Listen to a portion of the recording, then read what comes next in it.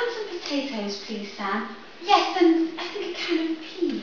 That was better. Both the smile and the voice were coming out better now. She rehearsed it several times more. Then she ran downstairs, took her coat, went out the back door, down the garden, and into the street. It wasn't 6 o'clock yet, and the lights were still on in the grocery shop. Hello, Sam, She said brightly, smiling at the man behind the counter.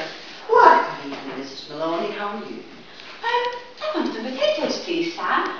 Yes, and I think a can of peas. The man turned and reached up behind him on the shelf for the peas.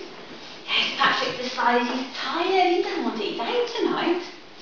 We usually go out Thursdays, you know, and now he's caught me without any vegetables in the house.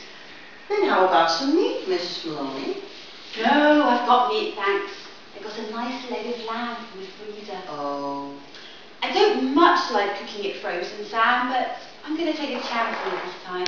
You think it'll be all right? Personally,